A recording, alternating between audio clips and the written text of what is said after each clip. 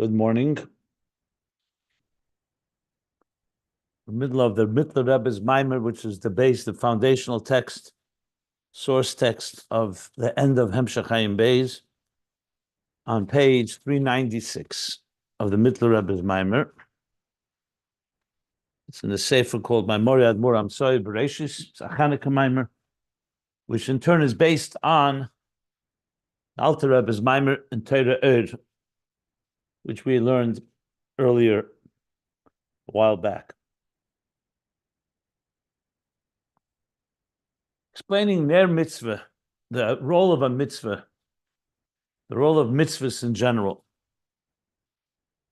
which comes in addition to the Ner Hashem Nishmas Adam, that's the soul, is compared to a flame, to a candle, and we explained at length how that works.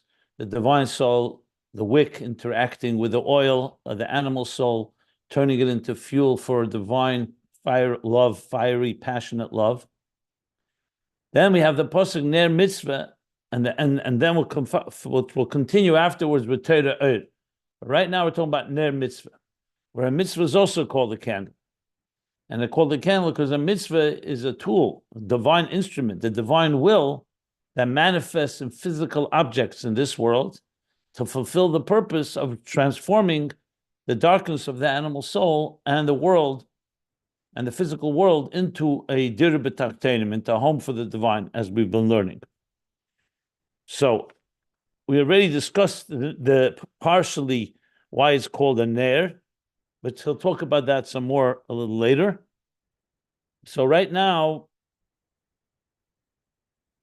it's talking about the two effects of this power of the mitzvah. Now, a mitzvah, he calls Makif. It's mamshecha Makif, but not just a Makif, the highest level of Makif, which goes all the way to the transcendence of the Kedusha of Kedusha Atzmus, as he called it. That there are many Kedush levels of Kodesh in Sheidish Talshlus, and the highest is Asher Kedusha b'mitzvos b'tzivona, the very Ratzon, Ha'elyon, the Ratzon of Hashem in mitzvahs, as he called it, the Kedusha law.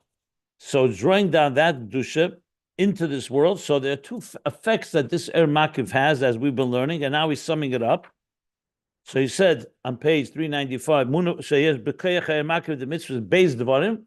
The first thing we learned yesterday in the previous class is that it's mamshach, the earth is nimshach all the way below into the darkness, which is the animal soul and the material world, which we use from which the mitzvahs are made of. And what does this do? This brings down a Kedusha, not just Kedusha down below, but also in a permanent state, that it should become part of the existential reality of this world. Like he said, that's why the Makif, that's what the Makif does. And he compared it to a hug, to an embrace, that when you embrace someone with your right arm, which is the Yamina Elyon, the Chesed Elyon, Rav Chesed, as he called it, you embrace not just part of them, all of them, also the back. And what does the back signify? The acharayim, even the lower levels, the outer levels. So even when a person gets involved after davening in the material world, like he called havle elam haza, in the superficiality and the nonsense and the emptiness of this material world, the hug continues to affect him perpetually. That affects that which is the acharayim, as he said, the acharayim. I said b'chisein is the gufe, because that is from the Makif of the Mitzvos. That comes from the premise of Ratzon Elyon, and then he compared it to the Amudim, the 620 pillars, like a pillar that goes all the way from the top downward. And finally, the last words were, and that's why it says, Kitsina Ratzon Tatrena, that the Mitzvos, Ratzon is like a shield that embraces us, that protects us. So that's why it says, Shemer mitzvah yoda davara, even when a person walks in a place, a toxic place, an impure place, he's protected through the mitzvahs. Okay. Now that's the first effect, that's the first function, the first impact that the mitzvahs have, and that is regarding affecting the animal soul and the material world. Now he's going to talk about the second effect, which is on the nefesh halakis. Remember, we learned how it also elevates the neshama to places that the neshama itself is not there initially. like he explained earlier on page, specifically on page 392. So that's what we're going to learn now. 392 and 393, I should add. Okay. Just wanted to see one thing.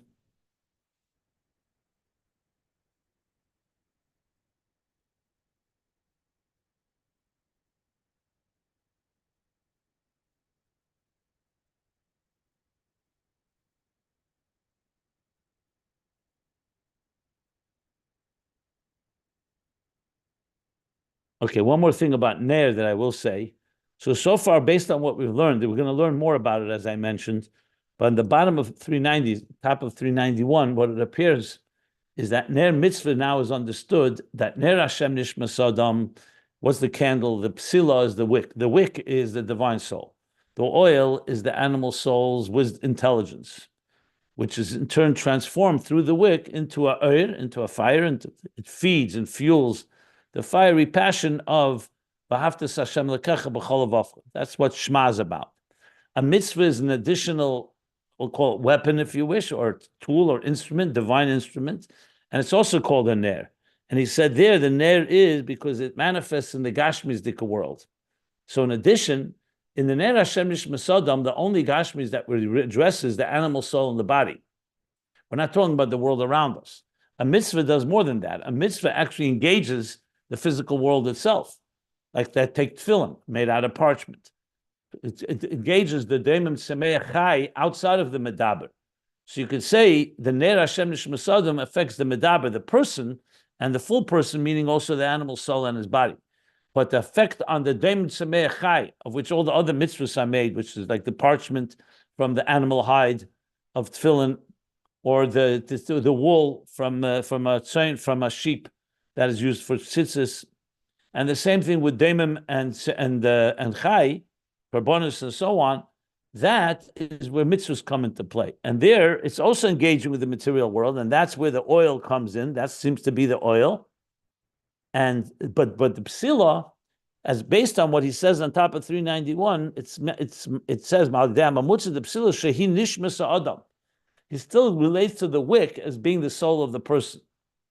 As opposed to an ayin beis, where he says the psila is actually the mitzvah itself.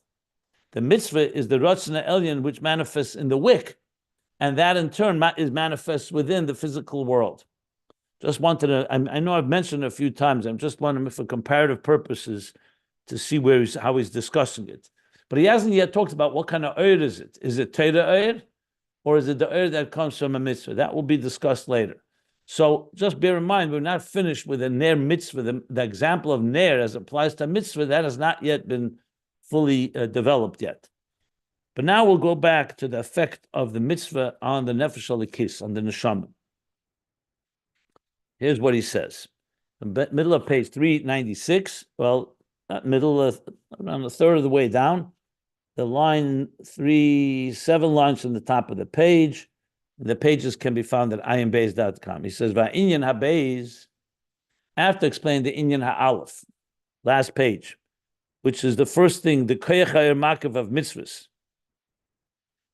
So we talked about how it comes downward and brings down a permanent Kedusha into existence, and into the body, into the animal soul, and to the physical world. He says, "Inyan habeis that mitzvah makif, the koyach makif of a mitzvah accomplishes the koyach makif. Sheyesh b'makif zed the mitzvahs. The second power, or the second element that is contained within the makif of mitzvahs, hu b'chinas halah. The first was amshacha. The amshacha, bringing down the Kedusha Elyeina, the higher Kedusha, downward. Asher Kedusha b'mitzvahs v'tzivonu. So if we didn't have a mitzvah, the physical world would remain. You can do whatever you want to do with it, but you don't have the mitzvah of Hashem. Here you have a divine command that says, take this gashmistic thing and turn it into a mitzvah, which is my ratzon elyon. That's amshach. The second thing is halah. The halah, the elevation that it causes, the chezer, momata l'mayla. Remember, we recall learning from the bottom up is called chezer. Yashar means a direct light. Chezer means a refracted light, meaning like a like a reflected light, or we call refraction is a better word here. So the shemesh would be a classic yashar, the sun, and the moon would be a classic chayzer. So it's momata lamayla. That's the second effect of the power of the makif, of the makif of mitzvos. And what is it elevating? Zehu, and this is what Mashiach Bekeich Makif the Mitzvah lahales, that there's the power of the Keich Makif of mitzvahs has a unique power lahales u'lareimim es hanefesh alikis lamayla misharsha, to elevate and to exalt the divine soul higher than its source. So we learned that source is in Chachma, which is also Kedusha, Kadesh, it's Chachma. But a mitzvah elevates it even higher. And this he said explicitly, as I said, at the bottom of page 3, middle of page 392, lower part, where it says, V'chai b'hem. Remember, the mitzvahs are Machai Chayim, V'chai b'hem. That you do the mitzvahs and you shall live with them, because they add a element of vitality into a person. And we see that also practically. As powerful as a neshama may be, when you do a mitzvah, whatever mitzvah it is, and especially you do it with the right kavanah and simcha, the mitzvah itself adds a whole level of vitality. Precisely because it's a neshama. The neshama, in other words, is nourished and nurtured by the mitzvah.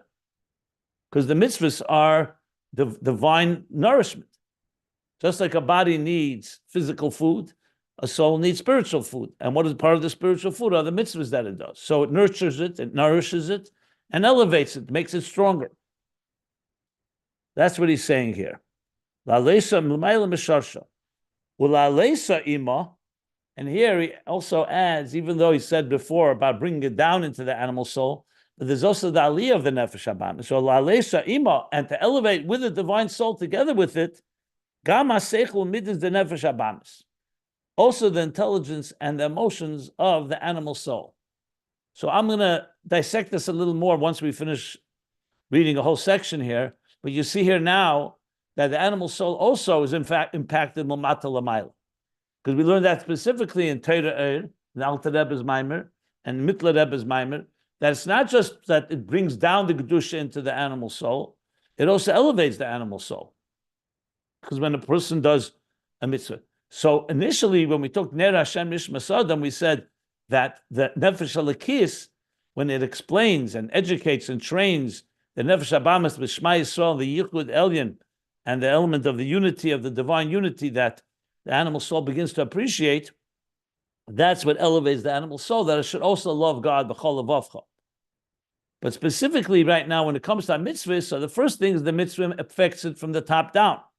But now he's mentioning that it elevates, and the parentheses, he adds the divine soul, and it elevates also with it the animal soul. Important to emphasize, the Mitler Rebbe is being very thorough and spelling it all out. But as I said, we'll get back to that more as we continue learning. Okay. So what means Lamayla Misharsha? What is the root of the Nefesh Alekis?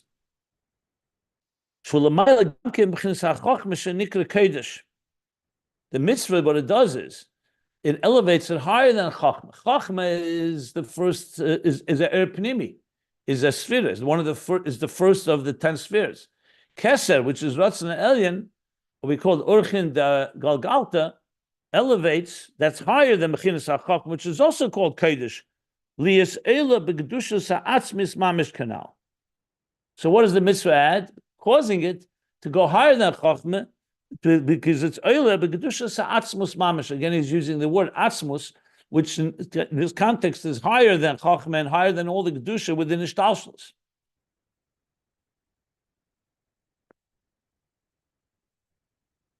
So I refer back to page 392 where he began talking about this, and now he's just tying it all together. And now the parentheses he adds, just more explanation. Shezehu shenikra Odom Adam Elyon Mamish. So we know Odom, and remember, we're talking about an neshama as it comes down below. We're not talking about the neshama before it became an entity. The neshama, when we say rooted in the highest levels before the Tzimtzum and Atzmus, you don't even call it a neshama there. It's rooted there. But it's like Eilif and Tzimtzum. Everything there is not yet has any substance. We're talking about a neshama. When we say a soul, we mean a soul that's coming, that's traveling. And where is it rooted? In Atzilus, which is called Odam Adam Elyon. The human being is called Odam Adam Elyon, meaning comparable. He's Adam Dimyan, similar to that which is above, created B'Tselem Elokim, Mamish.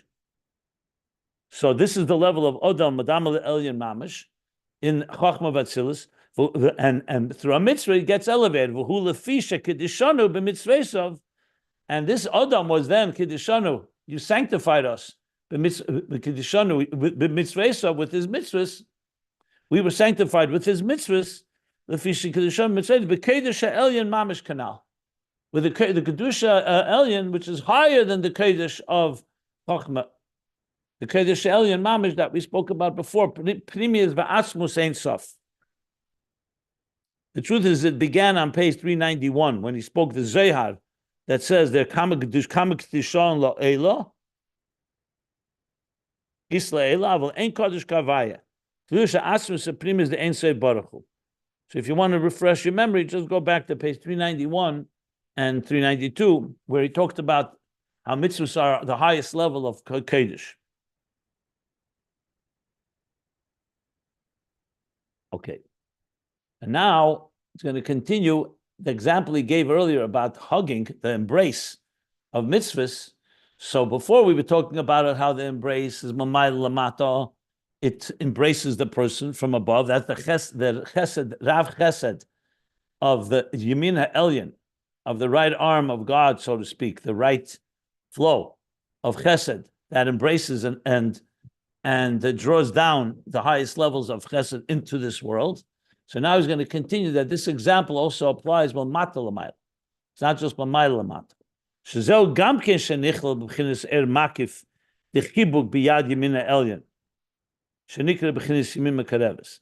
This that we're talking about, this elevation that the mitzvahs do, that elevate the divine soul higher than Chachma, higher to Kedusha Atzmus, is also included in the Makif that we discussed of the chibuk, of the hug, of the embrace of the Yad Yamina Elyon, of the supernal, of the higher right arm of the divine, shenikar b'chinas yamin mekareves, like we said earlier. Yamin mekareves means with the right, you bring closer to. So there's a part of the hug which is that you're drawing down. You're expressing your love to the one you love through a hug.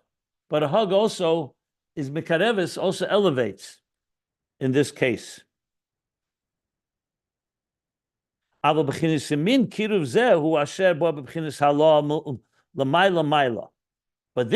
kiruv is in contrast to what we said before about bringing it down. This yamin kiruv is that it becomes in a halah. It's an elevation higher and higher. Lamayla mayla kamoy b'karbonis lifnei Hashem.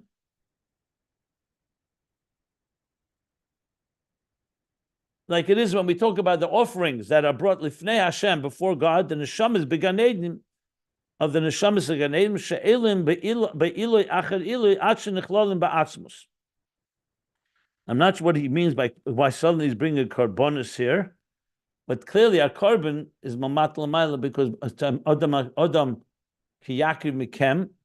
So he's probably talking about the avodah of carbonus in general, which is the neshamas of Gan Eden are elevating be'iloi acher iloi, an elevation higher than elevation, all the way till they're encompassed within Atzmus. I want to see below if there's any other text here. Let's see here. Okay, no.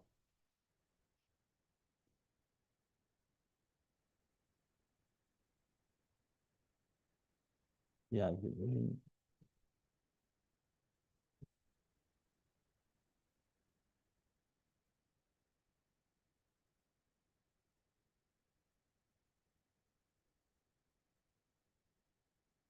And they do write that this expression b'chinas yamin kiruv, that in two manuscripts it doesn't have the word yamin. It just says b'chinas kiruv zeh, which makes it easier to read. Just for the record. So b'chinas kiruv zeh or shabab b'chinas halah ad shenichlolim ba'atzmus. Okay, let me stop if anybody wants to ask anything. So we could do this piece by piece. So he's introduced now the second thing that he's discussed, that the makif, the koyach makif of a mitzvah, in its hug and embrace, it elevates the divine soul and with it the animal soul. That's briefly what he's saying, higher and higher, to where? To even higher than the root of the soul, which is in Kedusha Atzmus. That's what the mitzvah does. I don't understand the reference to the neshamas in Gan Eden. Like it seems like it came out of nowhere. I don't I understand the general concept of elevating the neshama higher than its source, but I don't understand that particular phrase. Why is that there?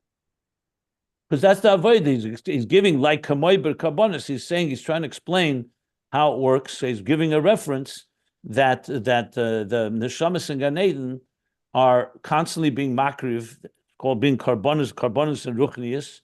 It's a form of elevation. He wants to give an example of an elevation of how the neshamas go higher and higher. In other words, in contrast to a descent, this is all about elevation. He says, kamoy the karbonis lifnei Hashem, the neshamas began Eden. But what's the connection between karbonis and neshamas of Gan Eden? The karbonis is to elevate just like a neshama on earth brings a carbon to Hashem. A carbon is the symbol of all avodah, to elevate yourself. So neshamas in Gan Eden, that's their avodah. It's called karbonis la Hashem in Gan Eden. You're saying the neshamas in Gan Eden are doing karbonis? Is that what he's saying? The ruchnis, exactly what he's saying. But why couldn't he just say, like we're doing karbonos here on the earth when we have the Beis Hamikdash? It's an elevation. There's a concept in Chassidus. You may not be familiar. In Chassidus, there's a whole concept of the avodas hakarbonos of the neshamas in Gan Eden. So he's referring to that. Okay, I had no understanding of that at all. Yeah. Is that contemporaneous with the karbonos of the neshamas of Asiya? I could refer you to places where it's discussed. Yeah, obviously it is, because it says beginning of Vayikra, Adam ki Yaakov mekem carbon Hashem. The very concept of all avodah is called carbon. Carbon is the name for all avodah. So that's the concept of avodah and carbon are synonymous. It would be like saying the avodah on the shamas beganed. I don't have any. I completely understand that concept. I just don't understand why he all of a sudden injected the concept of karbonos and neshamas. Because if you're familiar with the concept of chassidus, it's an excellent example of what he wants to say here about aliyah, about going higher and higher all the way to Atzmus. I see. That's the concept of avedis and neshamas, karbonos and Gan Eden. Yeah. Okay. Thank you.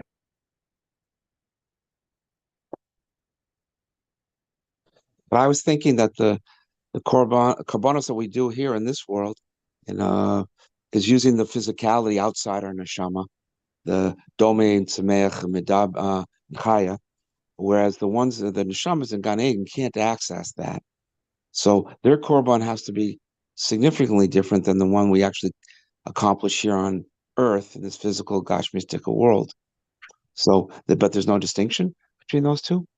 Yeah, but that's not the topic of this mimer, so it's not relevant here. Here, the topic is just simply wants to speak about. He says the word Yemin Mikareves. You see the word Min Mikareves. So Mikareves can mean that you're drawing down yourself. Yemin, with your right arm, you go down and hug and embrace the person you love. Mikareves can mean from the word carbon that it's elevating, like a carbon elevates. Adam Kiyakov Mikem carbon Lashem. That's what he wants to address here. That this kiruv that he's talking about here is in the form of Allah, Maila, and he brings the concept of karbonis is exactly that. A carbon is from the word kiruv, and the avodah that a neshama is both below and above as they elevate upward. It's not going into distinction now. It's not coming here to discuss karbonis. He's just giving it kamoy, just to explain what kiruv here is. There's kiruv mamayla mata and kiruv mamata mata. Okay.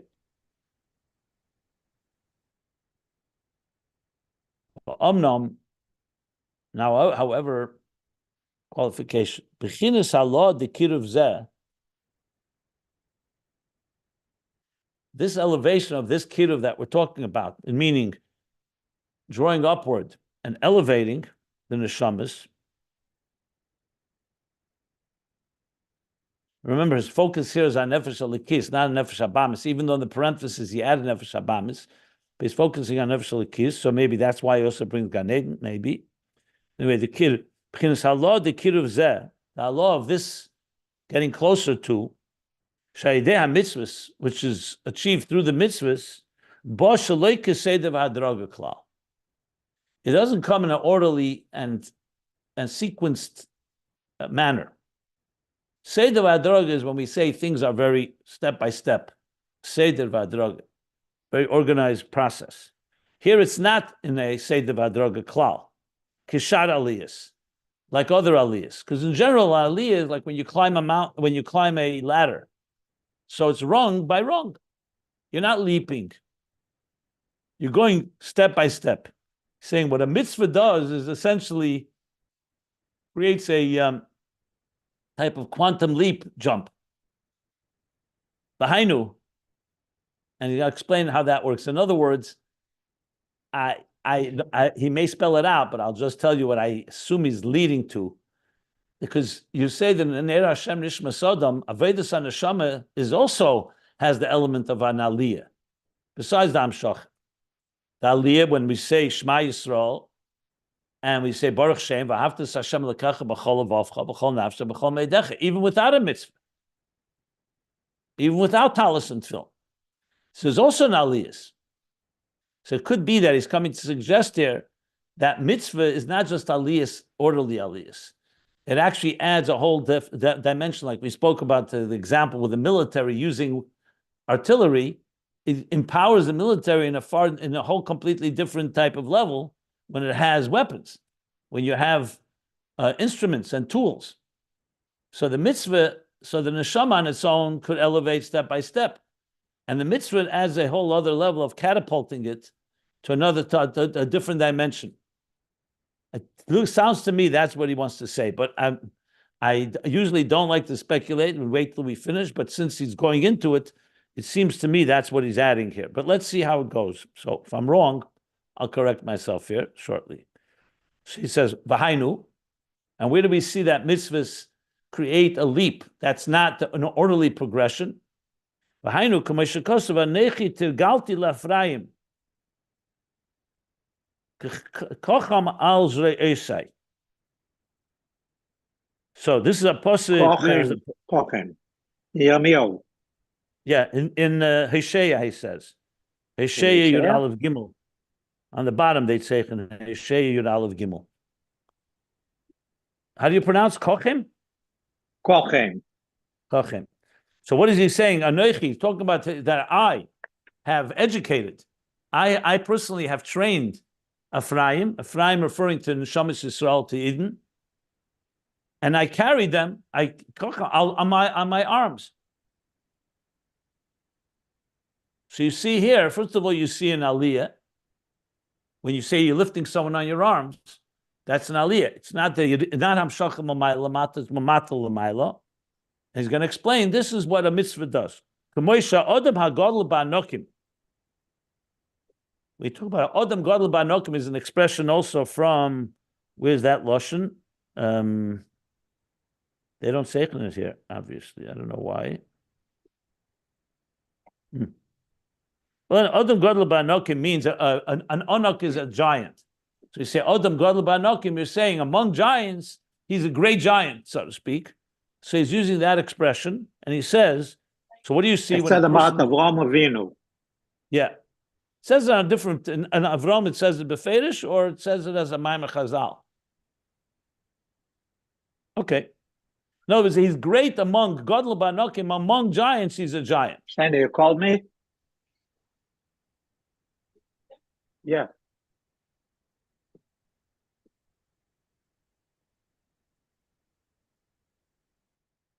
Okay. So he's giving an example. So when a giant among giants, Magbia Lamaila, he lifts up above, Latino Kakotan, to a small child. So what does it require? Shemashpil Zroye Lamata. Ad Haregel. He lowers his arm below till his leg because the child is very short, relatively speaking. So he has to lower his arm downward, umaleo, and he elevates a magbia and lifts him, al zrei esav v'neshke. He lifts him up on his arms and he kisses him. That's the process. So that's the mashal. So he's saying, now what's the nimshal? Kach. So too, anoichi mamish.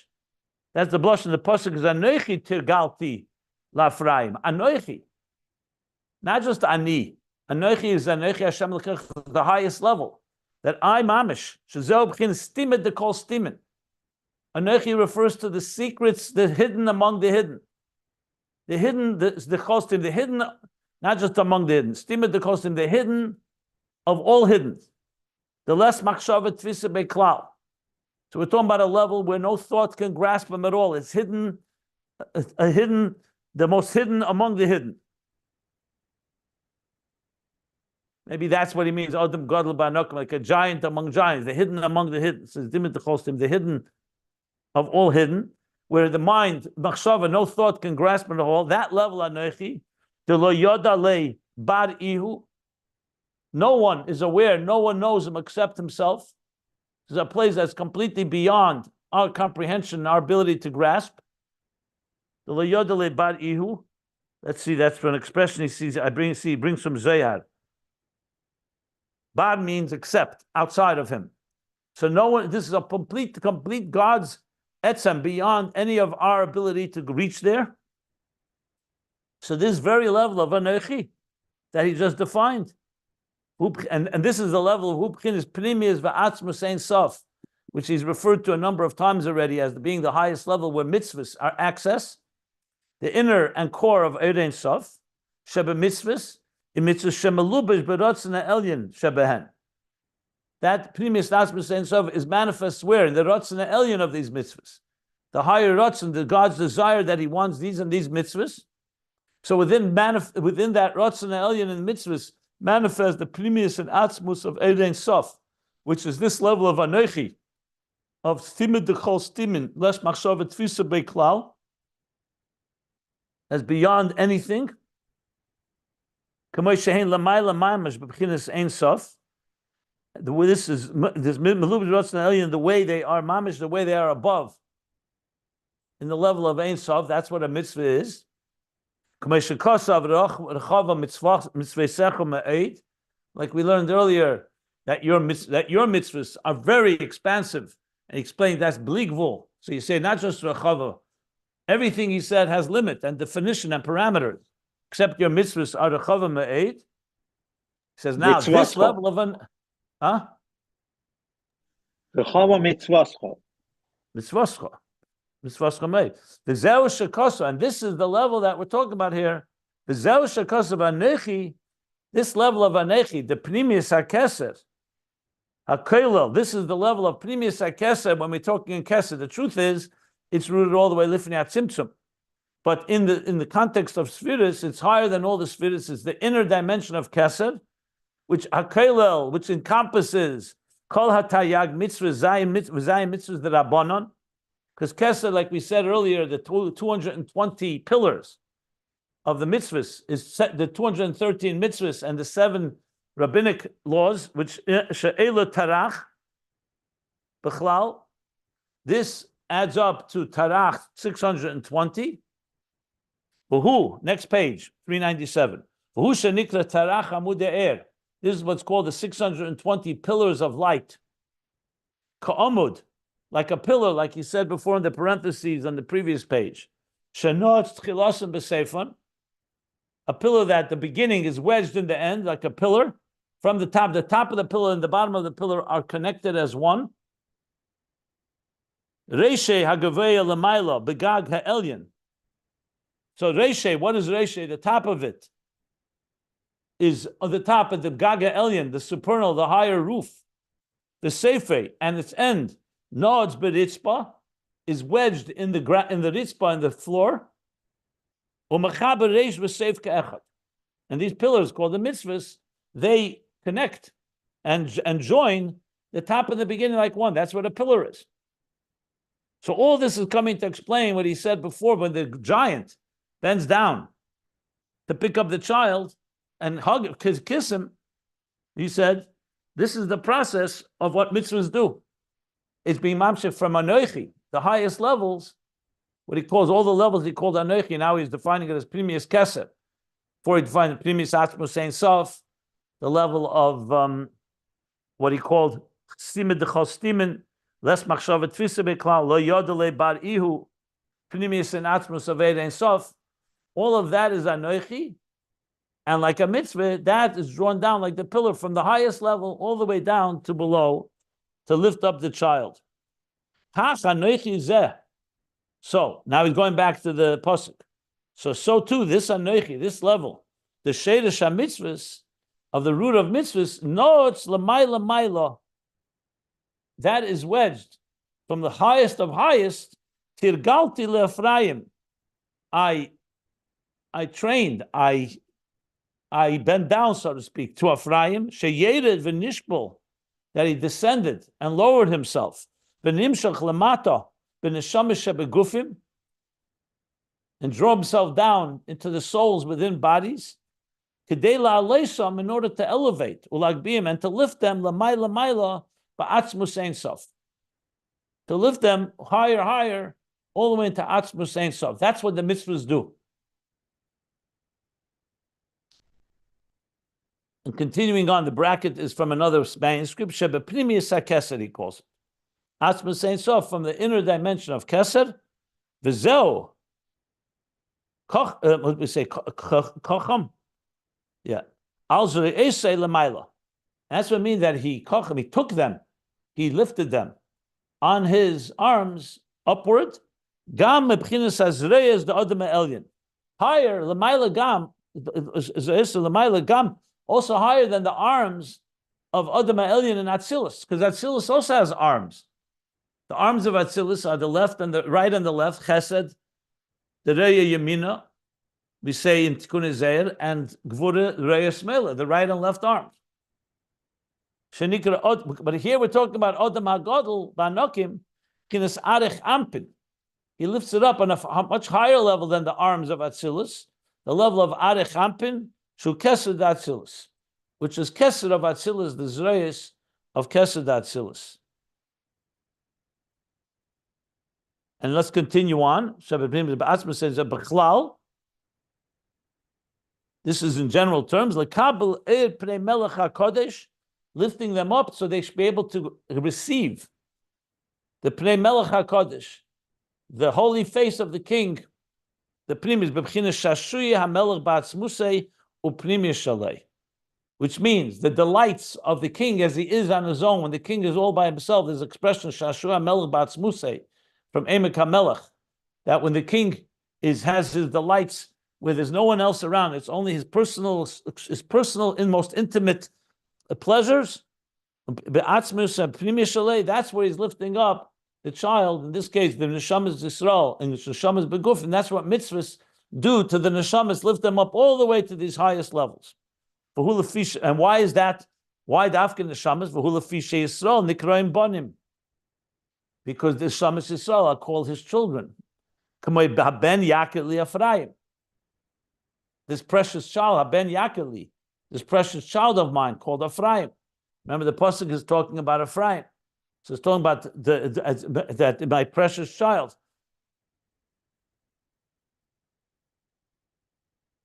Im Yelad Shashuyim. The pasuk continues. The Yelad Shashuyim, the lesson again here, Shashuyim. A child of my shashuyim, my playthings. In other words, this is the child I play with, the child I have pleasure in. Uka'av, like a father, shemagbia lebnoi yelet shashuyim, his beloved child, a father who lifts up his child, the yelet shashuyim, his beloved. And shashuyim means pleasure, means shashuyim, desire, but say also beloved. Also, Esav on his arms, klapa ponav lishtasheya. He lifts him up, face him face to face. The child who's below, he lifts him up to see him. Ponav expresses the idea of pnimius, lishtasheya, to play with him, to enjoy him. Enjoy is also a good word. Canal, like discussed before, Vidal, Vidai Lemevin. The Rebbe's classic sign off, Vidal, Vidai Lemev. So we see here the second effect and impact of the Makif of Mitzvos is this embrace, Mamata Lamaila now, where the mitzvahs, which are on such a high level, are elevating the divine soul, the parentheses he adds together with the animal soul, elevating it all the way up to the highest levels, like this example of embracing someone. So in the Mamai Lamate, he talked about the embrace that goes downward, and you embrace even the back of the person you love.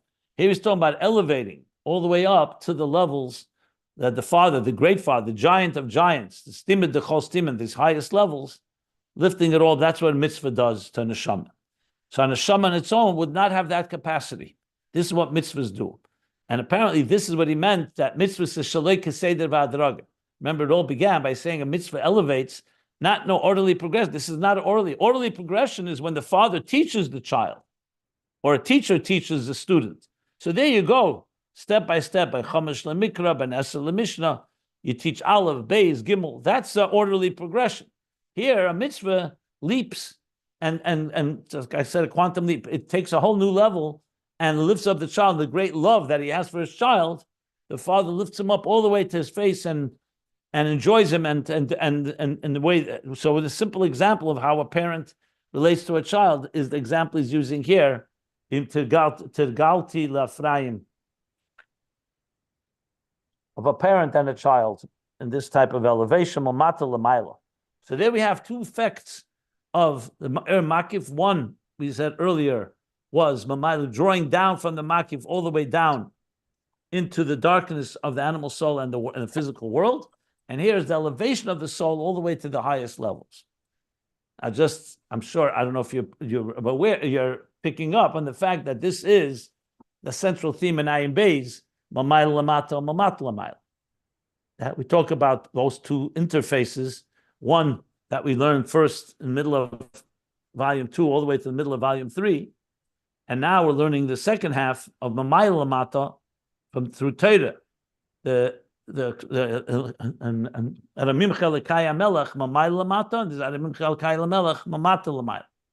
so both of these, so this also connects it all to that, which we'll definitely talk about more as we continue on. I just wanted to point that out.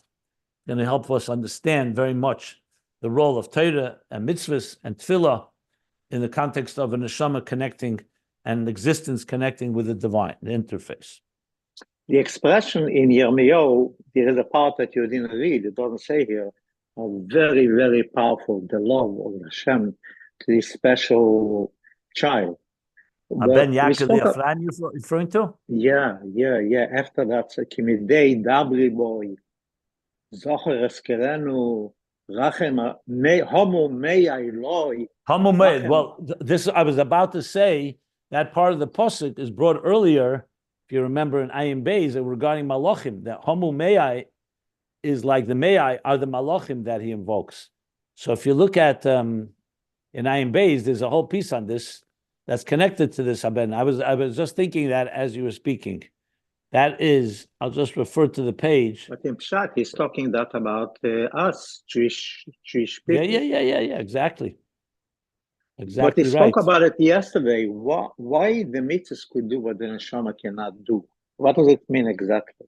I'll let you try to explain that, because I already explained it. I know, with many examples and so on. I'm not sure what's missing. Not only this, we spoke about if the neshama only in the way that it's done, or even as b'shorshah, if she needs a mitzvah. So I asked you a simple question. You do mitzvahs every day? Yeah? No. You have a nefesh habamis? Even with Torah mitzvahs, look how difficult it is. Imagine a neshama in this world without Torah mitzvahs. Tell me what it would look like. So that's the point. In this world, we're talking about b'shorshah. So what other world is there? There is no other world where mitzvahs are done. There are no mitzvahs done in Lamaila. I mentioned to you yesterday. There are no mitzvahs in heaven. You can't do a mitzvah gashmis. You can't put on tefillin in Gan Eden, and definitely not in higher levels. The whole concept of mitzvah, it's all in this world. What other world is there? So as soon as you talk about the Neshamas Lamaila, you're not talking about this world. You're not talking about the... Right, the Neshama cannot come down the mat or door like she is, but the mitzvahs could come. We spoke about it yesterday. No, they both come down. What do you mean? They both come down, and each one has a role to play. But the mitzvahs are not going towards Tzimtzum. I explained that yesterday. I'm not going to go through that again, honestly. I explained to an extent that Tzimtzum, but not the same Tzimtzum like the neshama.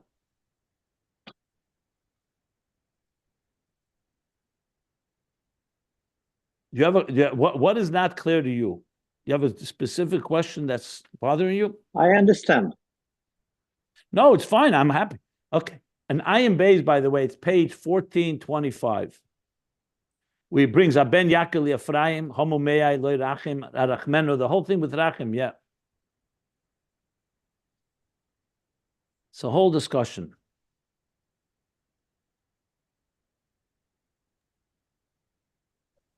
Yeah. I have a question here. Are you taking questions now, or are you? Yeah, go ahead. Yeah. This whole section, the Rebbe was explaining how it goes up to Panemius and the highest levels, and Anoichi, the levels of, and then I was thrown off when he says in that parentheses, "V'zeu kacham el zrosai l'mayla gam b'chinas ros the Adam Elyon yigra Adam Gadol b'chinas erech ampin." I expected it to say Atik there, which is Panemius, the deepest Panemius. Erech ampin is is the lower level of Kesser. Why? What am I not missing? What am I missing there? Why would it say Erech ampin rather than Atik? Oh, okay. Well, Well, a few things. First of all, let me just explain something. I thought you were going to ask, how could you say Pnimius Atzmus Ein Sof Anoichi Les Machshavat Tfisa Beklal, and then suddenly go down and say Pnimius HaKeser. Pnimius HaKeser is already in Ishtalshlus, seemingly. So let me start with that question, and then I'll get to what you're asking. So we've talked many times about microcosm, macrocosm. When you talk macrocosm, you talk about Atzilus, the Klolos is Erein Sof before the Tzimtzum. In microcosm, Atzilus, the Protis, is a particular world called Atzilus. So everything is a macrocosm, microcosm. So when we talk in the microcosm, Keser, and especially Pnimius HaKeser, is equatable with Pnimius Ein Sof. Even though technically, if you really think about it, Keser is after the Tzimtzum. So that's number one. Maybe everyone understands that already because we've talked about it many times. So essentially, whatever you talk about Natzilus the Klolos, you can then talk about Natzilus the Protis. And that's why he's easily moves from one to the other, assuming that we can figure out that it's different levels. Pnimius Atzmus Ein Sof is all the way in the highest levels. Les Machshavat Tfisa Beklal. He says, Lo Yoda Le Bari. So we talk about Pnimius HaKeser, Atik, Pnimius Atik, you're talking about, like we learned, Tachteinu Shebe Ein Sof, it reflects in the macrocosm those highest levels. Chitzenius HaKeser, for example, would be, in the macrocosm, would be let's say, the 10 hidden spheres of before the Tzimtzum. That's one key point. As far as the Zreyas go like this, doesn't say it here in detail, but as soon as you say their arms, it means it's already not the etzem of the Adam, even of the giant. Because the giant also has a brain, has a mind. And he has upon him, like he said, a face. The arms that the father uses to lift up the child are lower than his highest levels. So if you talk about Pnimius HaKeser, the Pnimius and Atzmus, that would be Anoichi. Anoichi, in order to connect to his child, to go downward, has arms. The arms are the arms of Arich, which are the Chitzenius HaKeser of Pnimius HaKeser. So essentially, it's Anoichi using the arms of Arich to lift up the child from Atzilus, the Neshama, which is the arms of Zoh Rampin, not Arich Rampin, of Chesed and Gvura, and in the Shtalshlus, to lift up the child all the way to Ponim, to his face, to enjoy him and take pleasure in him, and so on. That's how you would. That's how I would describe the visualization of that. So I understood that, I think, pretty fully on a certain level. But my question was, I thought, and I understood the microcosm, macrocosm, but here he was elevating from the microcosm up to the Pnimius of the the macrocosm, which we said Anoichi, that bar, I don't have it in front of me, that even no is no, it's a level that nobody can know me. The question is, I thought he was using these arms, as you said, which is Arich Hampin, down to elevate the neshama all the way through the mitzvahs, all the way to then to hold him so that he looks face to face. The baby is going to be, he's lifting him up so that now the face is facing the father, panim b'panim, so which was panemius, which is I thought was bringing it to. So is that this erech ampim in the parentheses? So I just told you, but he uses his arms to lift him. The arms are not his face. Right. His arms are not his face. Okay, so he's using those to elevate it to panemius atik, to atik, to see the face to face. Panemius keser. Panemius keser. Okay. So there's the okay, I got it now. Thank you. Remember, all these levels are divine levels that God's put into place for this purpose. Interfaces. When you make connections, you have to have interfaces. So you have Pnimius Keser is the face, the Zreis are the arms of Keser, so to speak, in Arich, which go down into Atzilus, and that's what mitzvahs are. They elevate the neshamas all the way up, and that's what a mitzvah is. The mitzvahs manifest the Anoichi in through the arms into the neshamas shebegufim and elevating them to this level.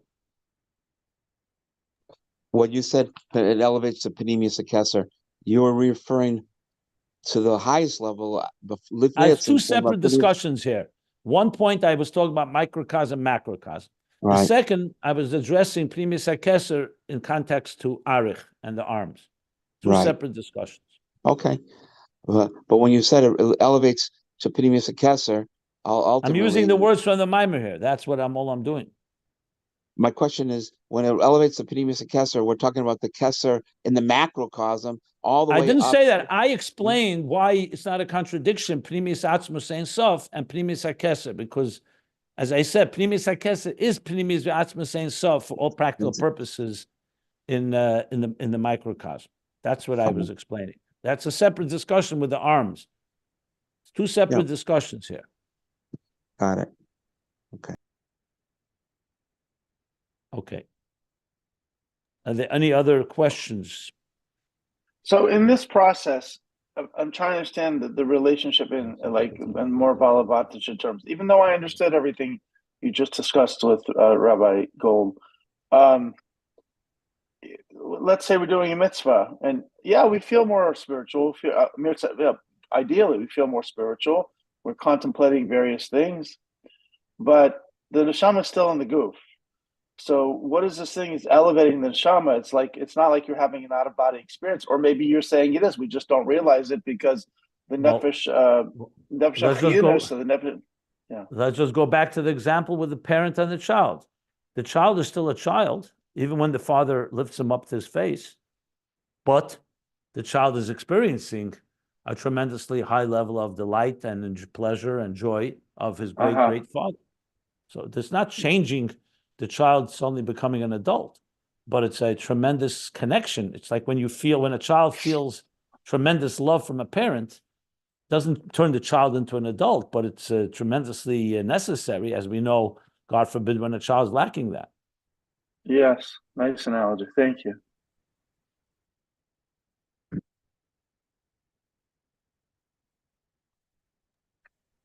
Okay. We're going to stop here. Makes sense to stop here. Any other questions? What I really think is the key here, the example of the embrace, both from the top down and bottom up, is a beautiful, beautiful example to understand what a mitzvah is. We talk about mitzvahs embracing us. When you do a mitzvah, basically, you're allowing God to embrace you with his Ratzon Elyon, because that's what's going on. I mean, in the physical, it's a physical embrace and a hug of a parent to a child. But in Ruchnius, what it means is when you do a mitzvah, you're not just a servant following your master's orders. Hashem says, put on tefillin, you put on tefillin. Talis, you put on a talis. You're actually allowing God to embrace you and is a full hug. And with talis and tefillin, it's literal, because it actually is a hug. It's a makif that surrounds us completely. But the truth is, all mitzvahs are that way. So a mitzvah is actually, this is a tremendous concept that you can explain to people. That a mitzvah is not just, it's one thing that a mortal human being, you can connect to God, that here you're mortal, and you can follow, and by doing a mitzvah, you're connecting to the divine, not just to the human mortal. But here's even more than that. That a mitzvah is actually allowing yourself to be hugged by God in the deepest possible way, because the mitzvah manifests the Ratzon Elyon, which, by the way, is Arich, which in turn manifests the Shashuyim, the Tainug, which is Atik Primis Keser, and all that is being manifest within this physical mitzvah that you're doing, that you're wrapping yourself around, which is God wrapping you, basically embracing and hugging you. So it has the effect, Mamayla Lamata, like it says, the embrace comes all the way down to the physical world, but also the embrace elevates you. It's not just that he bends down and hugs you, it also lifts you up to his highest levels, and in that, doing that, and that has a permanent effect on the person, like he said earlier. I think it's just a tremendous way of explaining a mitzvah far beyond what we usually understand. As tzavs of a chibur, it's a connection. But this takes it to another level. It's still a connection, but it's not just a connection between you doing what Hashem asked you to do, but you're actually being embraced by him in this fashion, and the permanent impact it has on us. I think that's important to emphasize. Yeah. I forget the term that we learned about, where a person, a neshama, would learn and go from malchus to midos to seichel and lamaila, imi. Mutfa murgish muskel. Right, that's what I wanted. Yeah, that's it. Should have been able to recall that. But that was through learning Torah or davening, I think it was, right? Where it was, that is what I'm asking, I guess, is that here we says that the mitzvahs is not beseder. It's a quantum leap, as you used. Is that as opposed to what we learned earlier about mutva murgash and mutva murgash? It's not a contradiction. Muskel. It's not. Muskel. Mutva murgash muskel. It's not a contradiction, because generally speaking, avodah, for it to be internalized and integrated, needs to be step by step. Mm-hmm. This is not negating the importance of a step-by-step avodah. This is telling us that mitzvahs have the ability to catapult us in a very powerful and permanent way. But then, after this hug and after Shema, and when you go back to work and you go back to your daily routine avodah, you're supposed to be integrating this hug in our step-by-step process. Because at the end of the day, this does not replace learning Torah and the step-by-step process of doing mitzvahs and so on. So it's not a either or. It's just like Yom Kippur has the power to bring us all the way to Yechidah, but you don't have Yom Kippur every day. You're supposed to take that now and draw it into your daily routines of Seder v'Hadraga.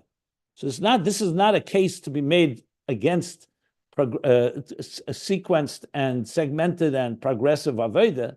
This is an addition that helps us, helps propel us and helps us achieve that objective. At the end of the day, you need both, and we will. That's the whole point of the interface. That's why nothing replaces ultimately the avodah of a person in our contemplation and so on and so forth. Because also he didn't say here, for example, you put on talis and tefillin and you do mitzvahs, and you don't have to contemplate on Shema. We still have to contemplate on Shema, and we still have to work hard, and we have to say v'ahavtas Hashem l'kecha, and there's b'chol levavcha, and b'chol nafshecha, b'chol meidecha. All that didn't get eliminated just because God hugged you and is holding you. That all is helping you. It's an assistance that is meant to be that does not replace, just like I spoke about the military. The soldier still has to go to war. It's just that he has now weapons and tools and artillery that help him fight the battle.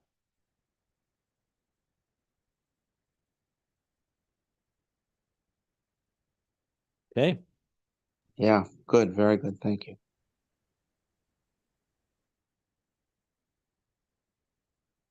Okay, so we stop here, end of the paragraph on page 397. Talked about the two things, moving along very nicely. And what's most fascinating as well is when you go back to Torah the Alter Rebbe's Maimer, and you see how much the Mittler Rebbe, you could really see the Mittler Rebbe's additions and contribution here.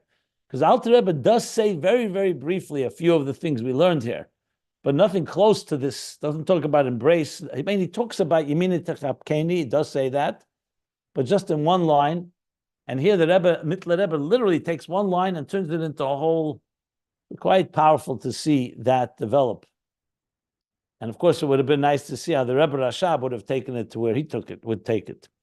But I'm thinking now, back I said page 1425, he does talk about Ben Yaakov Ephraim, and I'm wondering whether there's things said there that are connected to what we're learning here. I don't recall that it is, but maybe there is some connections. I have to see. You talk more about the angels giving us the strength to refine the animal soul. The Eine Ha'eda. Yeah, it probably is connected. Mitzvahs are giving us the power. Ephraim, mitzvahs. Because also this pasuk with Ephraim is the father lifts us up, even if we don't do a mitzvah. That's his love for his child. But clearly he's using it also that a mitzvah, so to speak, triggers that connection. Just pointing that out as well. Okay, we'll look into all this. So we'll stop here. I don't understand the angel, I understand mitzvahs, but angels are strengthening us in which way? There's around 30 pages in Ayin Beis that discuss this at length, so I would refer you to there. You probably don't recall, but the pages I referred, page 1427, spoke about it at length. Bichas Yetzer. You don't remember anything about Yetzer? Kaddish, the Malachim, I remember, the root of the animal soul. I still don't understand exactly. So maybe you have to review it. That's called go back and learn it. Could you say it in one sentence? Not really. And definitely not right now, because I wanted to stop here. But I've discussed it a number of times. I'll discuss it maybe tomorrow and just sum it up.